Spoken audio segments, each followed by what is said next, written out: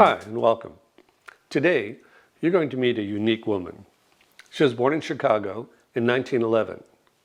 That's just 8 years after the Wright brothers' flight. That's before most things that we can't get along without were even imagined.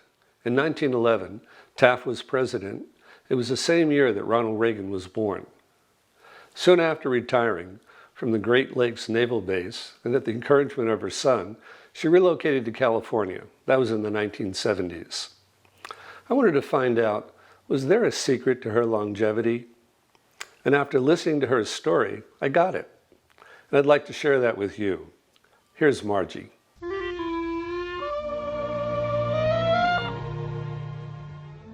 My name is Marguerite Ruth Audley Olson Gagnebin. It's a long name, yes. What's the origin of that?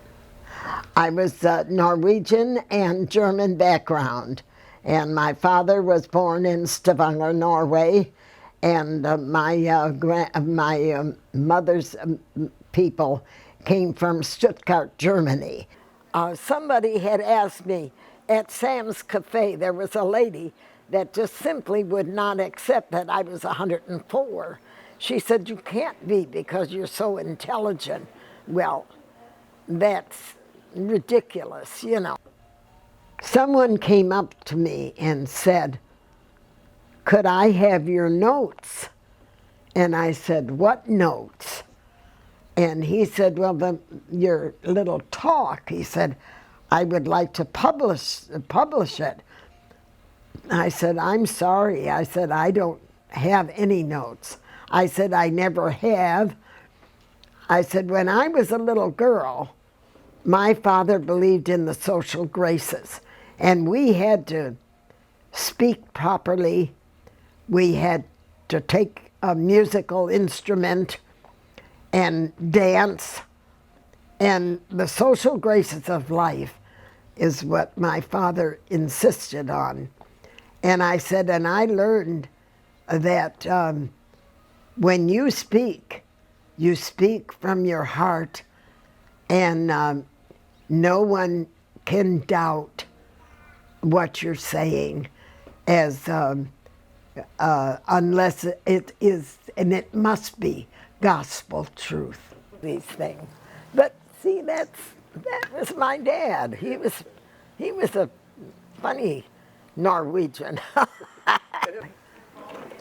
And so when I was 18, I joined Job's Daughters, which was the young girls group from the Eastern Star, or the Masonic. We were involved in communication, in community communications. And I think that had a distinct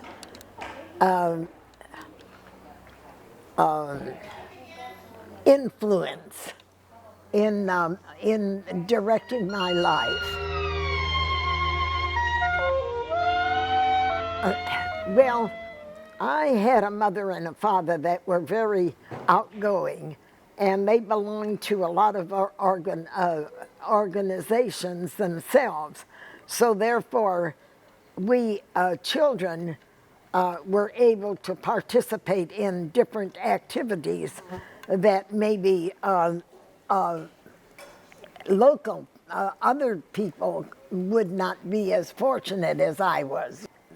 In those wards, they had communications with people that were running for office and things of that sort. And so therefore, your participation was a lot more accurate than it is today.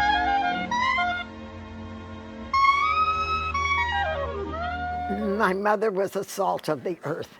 She never, in all of the years that I know her, she never had an ugly word or a mean word to say about anybody. My dad was very connected to my mother, and my dad would, every Mother's Day we went out to dinner. Every Mother's Day we dressed, and every Easter My dad made sure that he bought flowers for my mother and boutonnieres for him and me. Particularly Mother's Day was a very important time for him to celebrate and make sure that my mother knew how important she was to him. All of the years that my mother and dad were married, they never lived alone.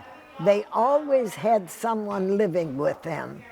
And that was an indication to me as a youngster to know that you had to work and help others in order to help yourself.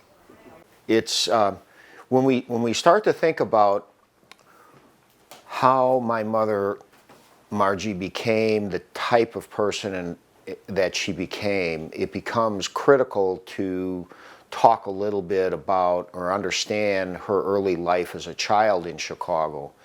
And to understand that, I think there's a bit of a need to understand that early history of Chicago. During the mid to late 19th century and at the turn of the 20th century, life in Chicago was not benevolent. It was not an easy place to live. There were no government support systems, there were no food stamps, there were no government relief programs, there was no unemployment insurance, no Medicare, no Medicaid. Very few people had what was called doctor's insurance. So people became very reliant upon their own family members. So the neighborhood itself then became very important, but everything paled in comparison to the family. The extended family became the norm in the 1910s in Chicago. The needs of other people in the neighborhood, but always family first. Yes, I have one son and one grandson. And he up and marries a woman that has 4 children and 4 grandchildren. And they just adore him. And so he has a life again, and I'm so happy. I said, now I told him, I said, now I can die in happiness, because I said, I know you'll be very well taken care of. You know, my background is such that there was always their desire to work and do and try to help where you can. And I remember this is something that was very, very indented in our lives. When my mother was going to marry my father, my grandparents were certainly sure that my mother was going to hell, because she was marrying a Norwegian Lutheran. Here I am. Still, I'm outliving most everyone in the family. I was born and raised in Chicago, and I worked 42 years there. So my son was a single parent, and he wanted to make a life for his son, so that he would have a semblance of home life with family. And so I was a widow, and I just picked up stakes, and I thought, well, California, they say, is a great place, so I came out here. And I remember my son said, "Mother, you will live longer if you come to California." And just here not so long ago, I said to him, I said, I remember the day you said that if I came to California, I would live longer. I said, little did you know that I'm still here at 104. And he said, thank the Lord for that.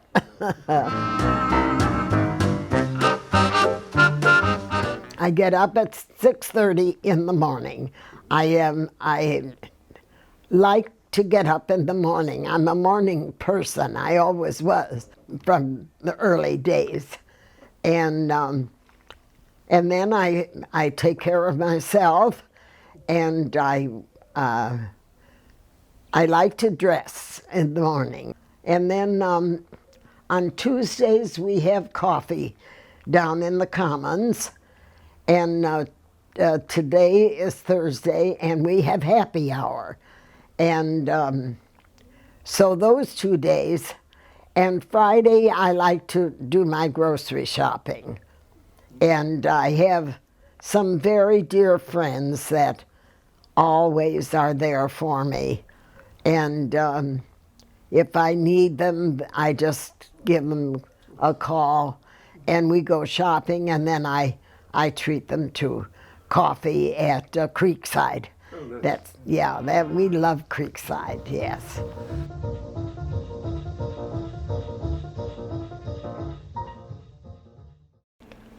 During the war years, I had several people that were working through the VFW, the American Legion, and a lot of the other organizations to help the servicemen when they were away from their home units. Now, my father, Leland Austin Gagnebin Sr., who was born in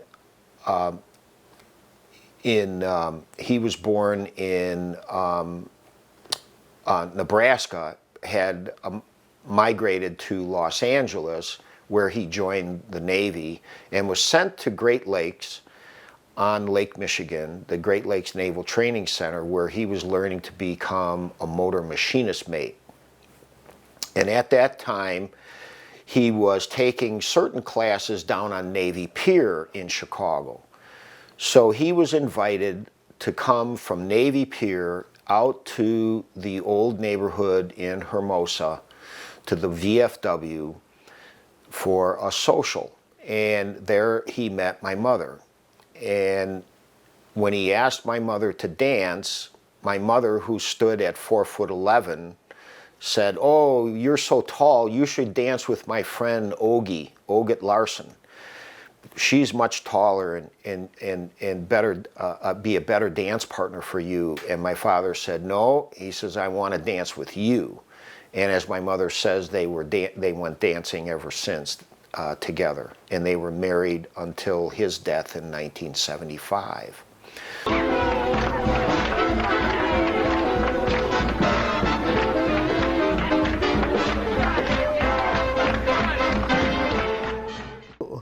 And so then he danced, and we've been dancing. We danced ever since. 32 years I was married.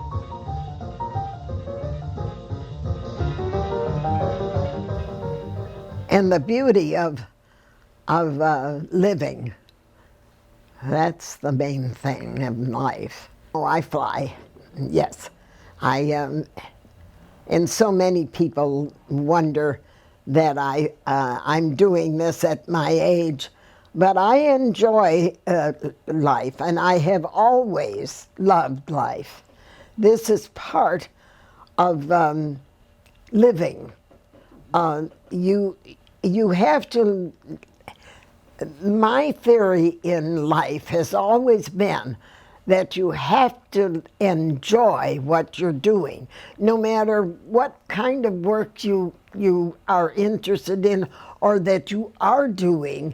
You have to put a part of yourself in it in order to get a satisfaction and a feeling of accomplishment. There was this connection to others. There was this connection to people, and this value set that they had of being helpful and thoughtful. And that's the way life was. I believe that in order for you to enjoy life, you have to give of yourself. No matter what area you may choose to do, to help, it's in doing for others that we ourselves are helped. And I think when you have been raised in that atmosphere, it comes naturally to you. And I think the sad part today is that the young people do not have that sustenance of background, of having something that they can fall back on, you know? In your own life, in your own efforts, in doing the job. Now, for instance, the work that you are doing, the satisfaction you must get from doing that must be a wonderful feeling to you. And if you carry that through in every effort that you participate in, your life will be just as happy as I have been. I feel that the Lord has blessed me with fairly good health. I'm not as spry as I used to be, of course, but I feel that there's a cushion among all of us that we ourselves have to rise above that and look to see what gives us the greatest satisfaction that we can do and help others. I think there's the feeling of maybe the idea that because you're old, you become senile, and so therefore your communication is limited. And in mine, it seems to broaden because I just love to be able to communicate with people. And that's one of the greatest assets in being older.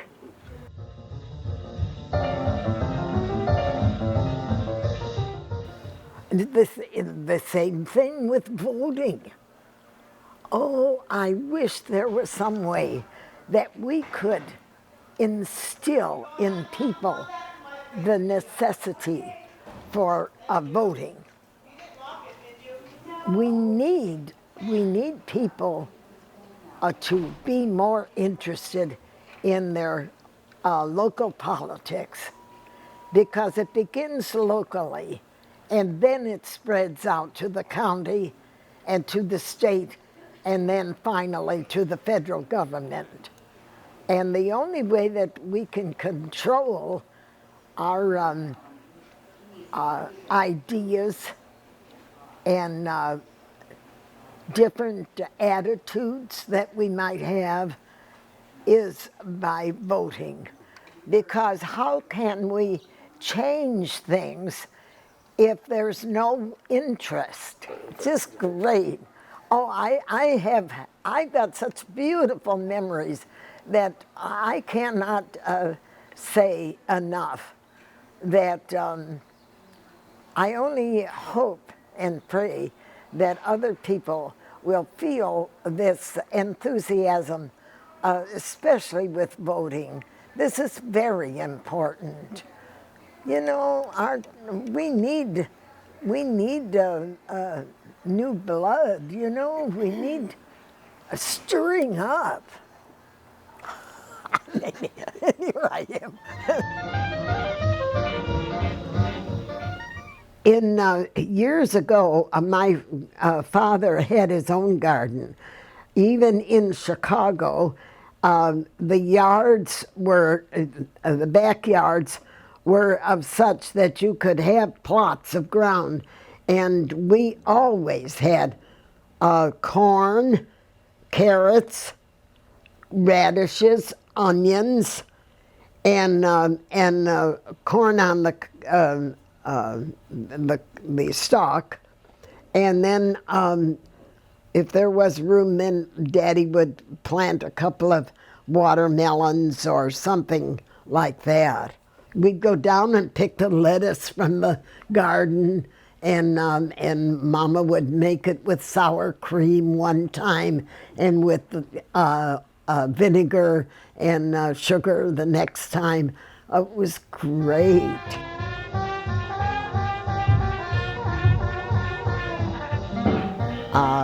Make oatmeal, cream of wheat, maybe boil it, have a soft-boiled egg, and once in a while I'll make a toast or whatever, you know, just kind of slough off a little bit instead of cooking. Exercise I've done for over 50, 60 years of the Sit and Be Fit program on KQED. I've done that for many years, and I still do my leg work, my sit-up and stretching. You look very fit. Well, I do. I have to admit that I do this every day. That's wonderful. I had the great fortune of being Aunt Margie's bed partner, as she called it, every summer for 6 weeks. And it was an interesting relationship because Auntie Margie in the morning would have a routine, and particularly when I got to my teenage years, and as teenagers like to sleep in late, I would find myself in the summer months sharing the bed with Auntie Margie, and I would wake up to 1 and 2 and 3 and 4 and 1 and 2 and she'd be on her back, legs high up in the air, 1 and 2. The whole bed would be shaking. I thought I was having a different kind of dream, only to wake up to my aunt next to me. Exercising. And then she would tell me, you've got to get your legs above your head and you've got to start bicycling. And there I would be, 1 and 2 and 3 and 4 and 1 and 2 and every day of every summer for 6 weeks. Right.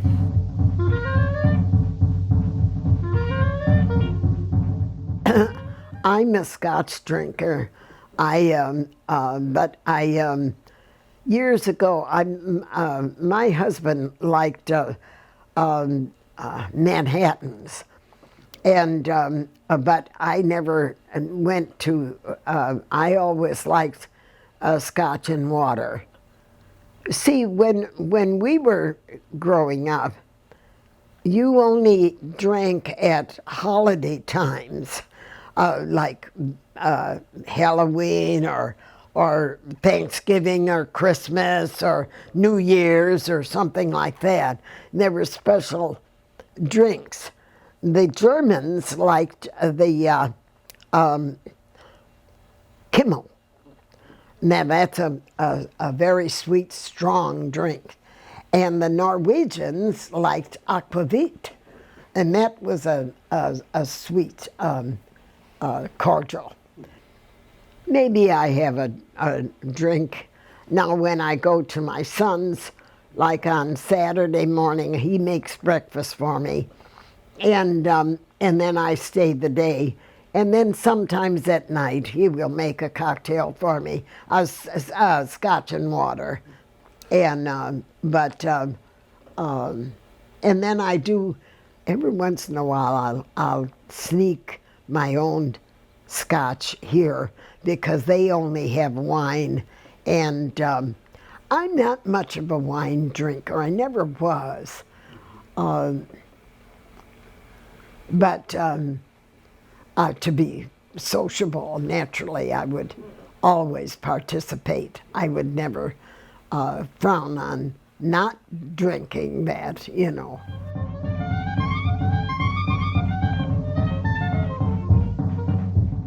She at that time knew that she wanted to be a career woman. During the 30s, as a single career woman, she and another single-minded career woman took a 2-week vacation and, quite unheard of, independently took a tour called the Circle Tour of the West and traveled as 2 single women by railroad across country and went to Portland and Seattle up to Vancouver.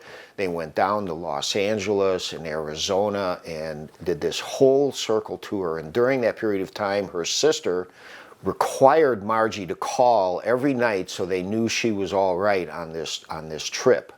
I was the telephone operator and the receptionist, more or less, in most of. And my last job with the Navy was I was on the staff of the commanding officer at Great Lakes Naval Base. 1977, I decided to retire. When I retired, the band director of Great Lakes Naval Base, they had a big party for me. I don't know why. And this band director came up to me and he said, "I know what a musician you are." And he said, "No," he said, "today you are leading the Great Lakes Naval Band." So that was a great, I thought that was the most wonderful thing. And so and everybody, and then I turned around and I looked to see how many people had gathered because they saw me leading the band, and that was a nice experience. You see, the thing is that most people don't have the moral aptitude for one thing today as we used to have. You know, you wore a hat to church, you know, and you wore gloves. It was funny. When I think of it, we used to go to Sunday school, and in the winter times, Grandpa Peters lived with us. That was my mother's dad. And he would line up hot water for my sister and me, because my brother wasn't born then yet. And so Mill and I, he would put the water, and then he would put a little schnapps in the water and a little sugar, the lump sugar. The Norwegians are great for lump sugar. And so then he would put the lump, and then we would sip on that before we went to Sunday school.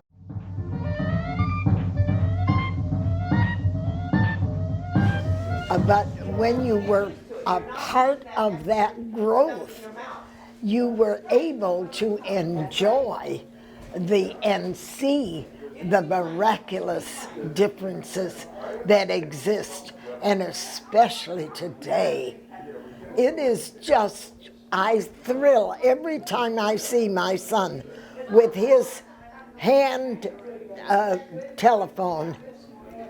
It can talk to you, it can play music, and it can contact your loved ones.